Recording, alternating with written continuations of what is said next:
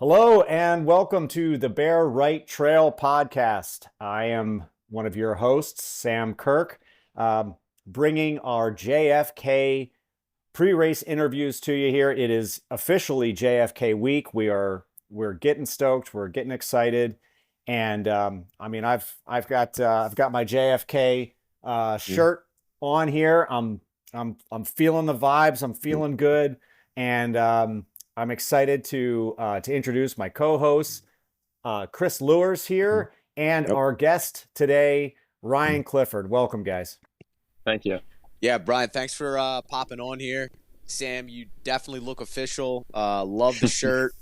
Yeah, starting to feel those vibes. I'm feeling the pre-race jitters. I'm not racing. I'm not even going to be there, but I'm still feeling it. So looking forward to what sort of unfolds Saturday. But again, Ryan, thanks for coming on with us. Absolutely. Yeah, well, more importantly, when we're talking about how we're feeling here, how are you feeling, Ryan? How are you feeling? Approach. I guess you're in the taper now, and headed in. We got our last long run on Saturday, and then we're just chilling up until race day, and we got some easy miles in. I did some miles on the trails today, and legs are feeling good. Just trying to stay loose and not worry too much about if the legs feel heavy. Obviously you get that effect with the taper often, and you just got to trust the training and go into the race ready to go. Yeah. So you're up in Long Island, New York. For those who are listening to the podcast who don't know you personally, tell us a little bit about your trail running journey, just to give us a little background. Ryan, I know a good bit of it, but why don't you give us some of the highlights of your racing career coming into JFK here?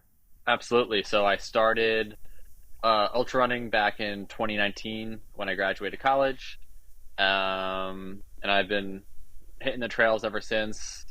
Started off with a 50-miler, done numerous 100-milers. I've got a bunch of course records for some 100-milers. Where we met Sam at probably one of my best races. It was the Hudson River 50-miler. And I've done 100Ks. We raced again at Black Canyons in 2022, I think. And I've just been hitting the trails, been enjoying the process. Love the training. Love getting out there and getting to meet people. And I've been fortunate enough to be able to travel all different parts of the country and race all different sorts of people, run into a lot of the same people at a bunch of the races, just been having a good time doing it. Ryan, you've obviously been on the scene here. A lot of the East Coast trail community, probably if they don't know you, they recognize your name. I think a lot of the trail running community in general probably knows your name. I'm always interested to hear how ultimately you got into running. Were you a team sport guy growing up? Were you always a runner? And you said out of college you found trails. I can assume that you ran in college as well, but what does your background look like? Yeah, so when I think it was 7, we have a local police activity league here where I participated in track and field events, and one of the events that I did was the mile. And I remember distinctively when I was 7 years old, I actually ran a sub 7-minute mile, which I thought was pretty impressive. Yeah. And then from there, I kept running, ran in middle school, cross country, got pulled up in middle school to run high school cross country, and then did cross and indoor and outdoor track all through high school, and then into college as well. I'm stunned. I did, this is something I did not know. A sub 7-minute mile at 7 years old. That's nuts. I think I broke 7 minutes in 7th grade. Yeah. Yeah, that's holy wild. Shit. That's wild, man. Yeah. So Wow. okay, so Impressive. you've been a speedster from pretty much from birth. From what I'm hearing. What where did you go to college? Where'd you run, and what were your I guess main events? I can imagine probably the 1500. Expand on that if you would. Yeah, of course. So I went to Mansfield University, which is a small Division two college up in northern central Pennsylvania, and I was recruited there for steeplechase actually, Okay. and did cross. Was pretty shitty, honestly, the first year and a half, and then I started bumping up my mileage quite a bit. 80-mile weeks, 100-mile weeks, 120-mile weeks in college, and then I kind of transitioned over from there to like a 5K, 10K guy in the outdoor season, and indoor was more of like a 3K, 5K guy. So that ended up working out pretty good. Got my PRs in the 5K down to 1440. 10K was 3106.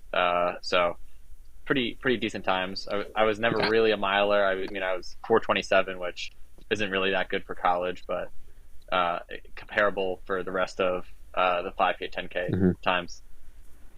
You could certainly hold the speed. Yeah, you could certainly hold that speed. So, Sam. Yeah, cut you off there. No worries whatsoever. We're gonna do that for years and years now, Chris. That's what we've got ahead of us. So why don't you tell us a little bit about the training block coming in here to JFK? Any key workouts or blocks that you did to just kind of give us an insight to what you're looking to do. We can maybe work from that into what your goals are. Okay, absolutely. So the last 4, 5, 6 months have been super hectic. I'm starting my own business, an escape room bar and lounge, and it's very difficult to start your own business and try to do any sort of structured training at all. So I've been doing a lot of early morning runs, a lot of late runs in the dark, and been trying to squeeze in workouts when I can. A lot of the times it's just trying to get some sort of consistency with mileage. So going into this race, I'm definitely running a little bit lower on the mileage side in terms of what I'm comfortable with for racing, but it's been an okay process because I did have a string of races in the fall to kind of see where I was at. So I did a 6-hour race in the end of September and did like 54.5 miles, so like 6:30 pace, which I think was a good telltale sign to where I'd kind of be running for JFK. And then in the middle of October, I did a 104-mile race in 16:30. So it was good to get those distances down, and I've been kind of continuing from that training and just doing the same consistency that I led into those 2 races. So I think that should put me in a pretty decent spot to, I would say, place definitely in the top 5, hopefully at JFK. And I would expect, if I was good at predicting times, I would say somewhere in the mid 530s to probably low 540s for my overall on the race on Saturday. Oh, that's awesome. Yeah, I'm very confident in you to smoke it as well. And I think that those times are well within the range that I know you to have. So I'm excited to hear that those are your goals too, because anybody who has raced this race, raced a 50-mile race, knows that is a very tough time to run. But you're capable, man. Absolutely. Yeah, it's interesting. I just popped on your ultra sign up, and I did see that 100-miler. I was gonna ask you about that. I checked it out too. I'm like, oh wow, yeah. I mean, it's certainly a quick time. And I was a little bit dug into a little bit. I was like, I'm sort of curious about this. So that was, and you can expand on this a little bit if you would. That was a loop based course, I'm assuming.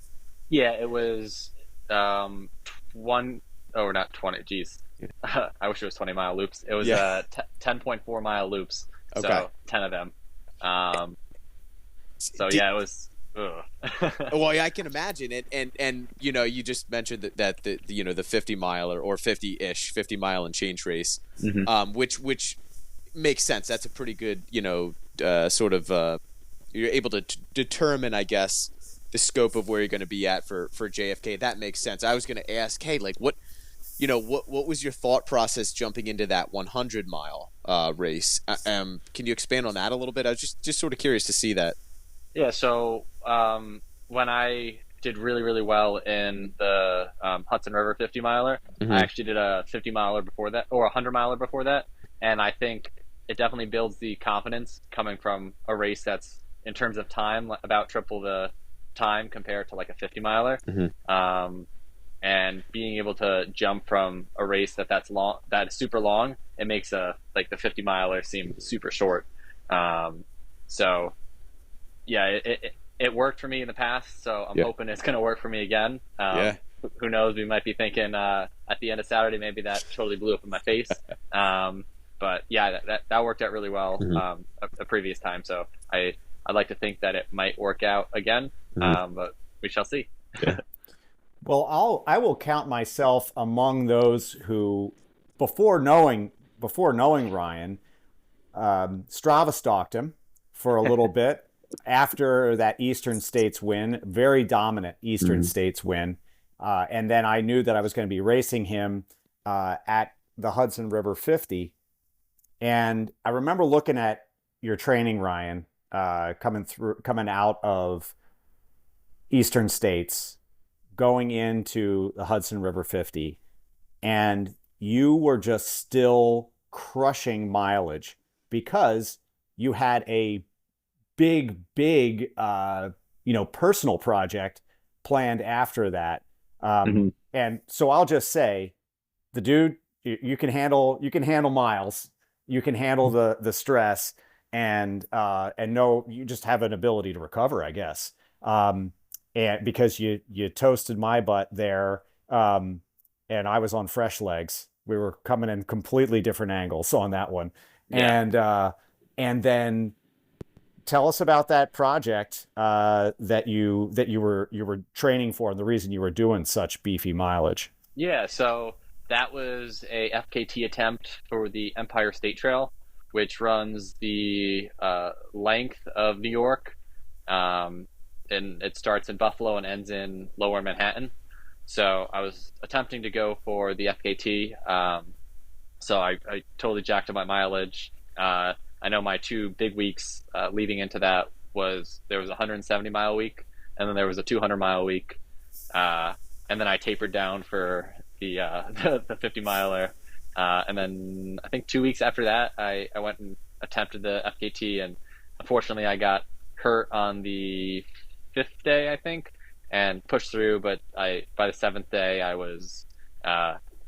ran 17 miles, and my shins, I definitely had some sort of lower stress reaction in my lower left shin, so I unfortunately had to call it. But hopefully next year I'll be able to go, and really want to go back and go for a rerun of the Empire Trail and try to go for that FKT.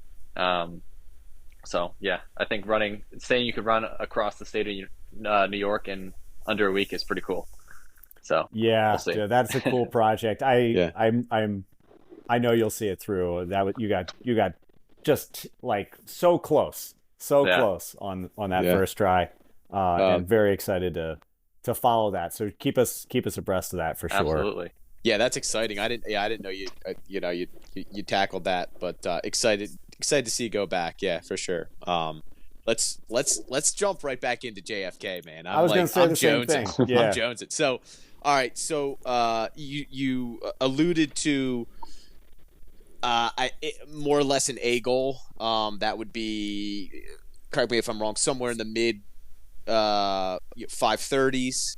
And I like to hear, if you have a B and C goal, just it sort of, to me, dictates what your mindset is a little bit. So what would a B and C goal look like for you if you have any? What would that look like? Yeah, so I'd say a B goal would probably be sub 550. Hmm. So 7 minute pace. Um, it's tough because like you could look at people's Strava files. I know Sam sent me a few weeks ago when I asked him for one, and it's tough because you can see like the paces, you can see the elevation, you can see people's heart rate, but you can't really tell the technicality of the trail, Hmm. obviously, until you get there. Obviously, JFK is a big 50 miler. There's lots of really really fast people that do it every single year, but it's tough to be able to really tell how fast you can run. But if you race enough races and you can look at ultrasign up, you can kind of compare yourself with other people's races and times and all that. You could usually predict pretty easily, or within, I'd say like 10-ish minutes or so Hmm. of what you can run. So I mean, even looking at like previous times that Sam's run, Hmm. um, and all that, like that's kind of why I'm thinking I'm going to be where I'm at. But yeah, I'd say definitely a B goal is sub 550, and then C goal would just be to finish. But I mean, unless I really go out too fast, Hmm. which typically for me, I'm usually able to reel it in, especially after racing like Black Canyons 2 years ago, and like I think I was in like 30th place like midway through the race, and then I just started picking people off all the way down to 10th place, and that's even with blowing up at like 40 miles in the race. So yeah, it'll be very interesting seeing how people go out and race and try to tackle the course, because Hmm. a lot of the times you're going to get people that are like marathoners, people who haven't even done marathons before, but might have a couple quick 20-mile runs, and they're like, oh, it's just 50 miles. But then you get to the distance and they're not properly fueling, properly Hmm. hydrating, and all that. And then all of a sudden, 30 miles in, 35 miles in, they're blowing up, and 6:30 pace, they're Yeah. all of a sudden jump to 10-minute pace, and then they're like, what happened? So Yeah. um, Yeah. I'm sure that's going to happen a lot. There's going to be a lot of people that are going to drop out, that are up in those top contention spots, Hmm. um, in the mid 30s, and especially a lot of times, a lot of elite, sub elite runners, if they're not in the place that they'd like to be at a certain time in the race, a lot of times they'll just unfortunately give up, which sucks, Hmm. but I get it as well. Yeah. So I was going to ask you uh, along these same lines. So you have that goal of 535. Um, Kind of how do you see that coming together for you?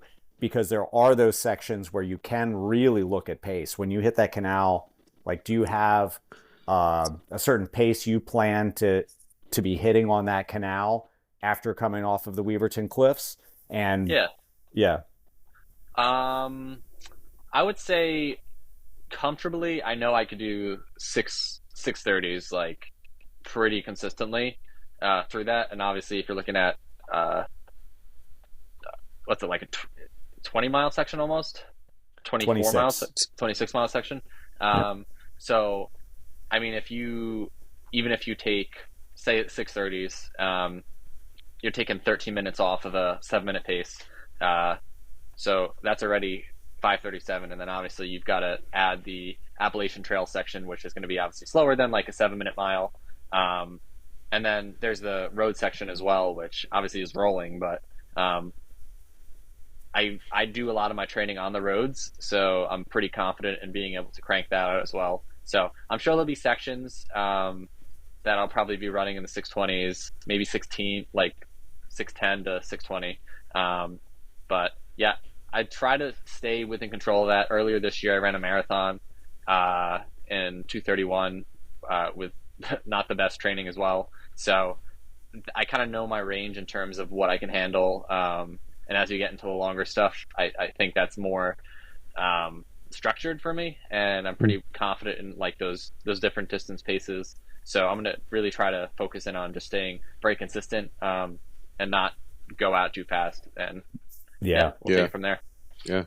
Yeah, it's Yeah. interesting. I would say so. We've had a couple of different interviews and talking with people about how they're getting to that final number. You know, is really interesting Mm. Yeah. because it's can be different from each runner to the next. Hmm. I'm going to just bring up a couple of other East Coasters here. So Jared Burdick last year on his run. I think he ran around 5:46, 5:47, something along those lines. I'd have to look exactly, but it was mid to upper 5:40s. He came at that. He came off of the Appalachian Trail in just under 2 hours, so around 1:58, 1:59, which is very conservative off of the Appalachian Trail, and then drilled it on the canal path and absolutely ate up people to get to that time. Whereas, somebody like Andrew Simpson, who we just interviewed, he's wanting to be coming off that trail at least 10 minutes faster. But he has his plan for running on the canal path is much slower than what like Jared's time. He wants to be in like 6:40s, things like that, which is an interesting thing. I thought he would want to go, he'd want to go slower on that to be able to go faster on the canal path. But it's just each runner is different, like their strengths are different. So, I think it's really interesting that you're looking to really put your effort in the same place, moving through. You're trying to keep that balance. It's really, it's a cool strategy. Yeah, I think it's. Go ahead, Ryan. I was gonna say absolutely. I think it will be interesting to see, and it'll be cool to be a part of a race where different people's strategies like will either succeed or fail, like during the duration of the race. Yeah, I was to piggyback off what you said. I do think, and that's part of the allure of the race. I mean, not only is it like, there's pageantry. That's the most historic ultra in the United States. I think most people who know a little bit about trail running understand how meaningful and impactful this race is, with how many now pros or past pros getting their start in this race, are really getting recognized, getting signed to big contracts. No pressure. No pressure. Right. But what I'm getting at is it is really interesting because you have 15 miles on trail and then 26 on gravel towpath, which for me, hey, it's flat trail, right? It's like road. Well, it's not like road. Gravel towpath can get pretty demanding after a while, with not you have that little bit of slip and you don't have that really hard stable surface like a road. So for me, it is interesting to see a lot of really, really good runners with a really completely different strategy. It's fascinating. So okay, so to get you to the finish line, let's talk a little bit about your nutrition. What are you using? How are you, what are you using as far as, mixes, gels? I'm assuming you're probably not doing any solid foods, or maybe you are. And what does that look like along the 50 miles there? Yeah. So the big thing that I always say with, honestly, 50 miles and shorter is you could kind of fake it in terms of your nutrition. You can make a lot of mistakes, and as you go throughout the race, as long as you're not making too many of those mistakes, it won't really affect you too much in the long run. Where if you skipped an aid station or skipped a gel or didn't have enough water, that's fine in those shorter distances. But when you get to 100 miles, then you start running into some issues. So with this race in particular, I'm going to be rocking the liquid goos every probably 35, 45 minutes, depending, and having a pack on, which is a little unconventional to a lot of people that are running these shorter, faster trail distances. And one of my flasks will be filled with water, and the other flask will be filled with Tailwind. Nice. So you got a favorite goo flavor? What's So I do the liquid ones, and I like the strawberry banana. So the bigger ones? Is that what you mean?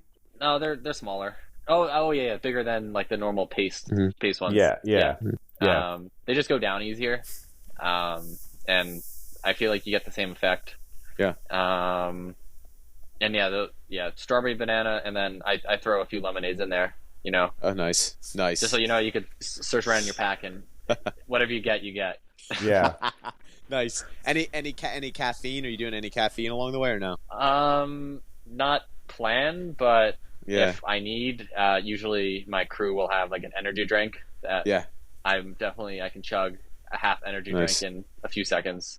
Like Nice. a Red Bull, is that what you mean? Like a Red Bull or like a Oh Bang or yeah. yeah. Dude, sometimes I swear Red Bull brought me back from the dead at Grindstone. I mean, I was nearly dead. And and and I took a Red Bull. I was like It gives you wings. Yeah, it sure did, man. No, wait, Sam, you didn't stop. You didn't stop at Dunkin' or Starbucks to get your coffee fix. I mean, What do you mean? Like in the middle of Grindstone? No, I'm just it's tongue in cheek here. Sam drinks so much coffee that I'm surprised that coffie wasn't. Anyway, that that wasn't part of the plan. Let's rein this back here. Yeah, I was just gonna ask the crew situation. I think we got a glimpse of that right a couple days ago. The first bit of conversation we had together, but I'm looking forward to getting an answer from you here. So I will be having a crew. My crew chief will be my friend Cody, who's also my business partner.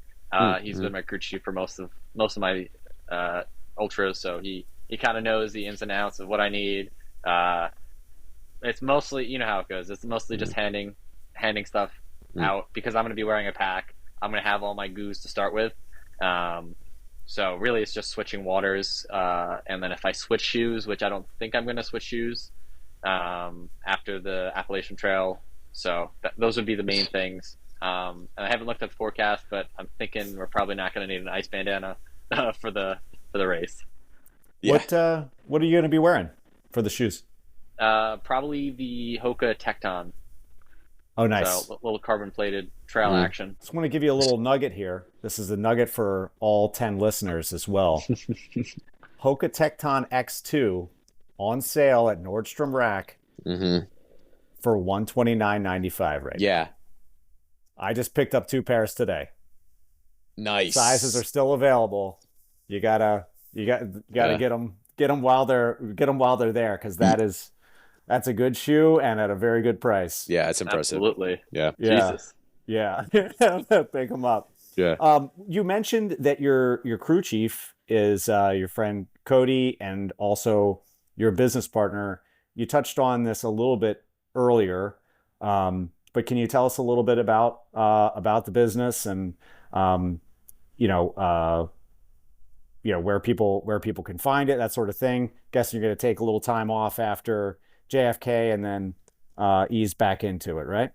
Nope. I'll get into that in a second though. But so I'm opening up an escape room bar and lounge with the emphasis being on the bar and lounge, which is very uncommon to see in escape rooms. So we've been under construction for about a year and a half, since May of 2023, and when we got into the space, it was used to be an eyeglass place, so we had to do a complete demolition, had to get plumbers in, electricians, and be able to they drilled like 36 holes for like plumbing, drains, and all, essentially made the floor like Swiss cheese. But now got past the general construction and got the bar created and the kitchen and all that, and then we started working on the rooms in the earlier part of this year, and now we have 3 rooms operational. So we've got the Rikers Island, which is a prison theme and a play on Rikers Island.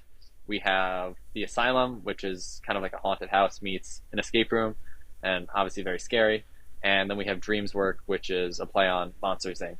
And then coming probably in early January is the Titanic room. So that's awesome, really man. Cool. Oh man, I see a bear right. Maybe a bear right team outing field trip up there. Yeah, field trip, man. That sounds like a lot of fun. So man, good stuff. And this is opening. Is this opening? I think you mentioned the day after JFK. Yeah, it's opening. We're opening on the 24th, so the day after JFK. Wow. So okay. So schedule wise, what does that look like for you? Like, let's start at what, 6:30, right? So 6:30. on AM on Saturday you start the race. Take us through your day. What does your day look like? the rest of Saturday, right after the race, into Sunday. What's that going to look like? Yeah, so 6:30, run the race, finish around noon, maybe a little bit after, a few minutes. Um, Hang out for a little bit, grab lunch somewhere local, and then head back to Long Island. And then fix any last minute fires that might be needing put out, and Oh man, get some good sleep, and then then we're rocking and rolling for Sunday. I think we're going to open it like 5 o'clock in the evening on Sunday, so it won't be a full day of work, but I'm sure we'll have to fix some issues that may arise. Yeah. Oh man, congratulations! Yeah, this is awesome. just awesome. What an exciting time for you, man. Indeed, thank you. So cool. Well, Sam, we took up a lot of Ryan's time here. I appreciate, man. You've been so generous with your time. Sam, what do you have here in closing for Ryan? I'm so excited for Saturday, but what do you got? I just, I want to express that same gratitude. Just so excited for you. As a business owner as well, I think this is a really exciting time. Celebrate getting it open. It is hard, and also have a great time out there on Saturday. It's a fantastic event. I'm going to be there cheering you on, and just giving you high fives at the finish. I'm excited for you. Absolutely, thank you. Yeah, looking forward to it. Yeah, so excited for the live stream this year. Gonna be glued to that. I most likely will not be there in person, but yeah, really excited to be locked in all morning, and I really think you're gonna have a dynamite race. All things point to that. Thank you. All right, so for all of us here at Bear Right Trail Pod, thanks for listening, folks. Make sure to follow Ryan Clifford. You're gonna find him at the front of a lot of races now. And thanks again, and happy trails to you guys.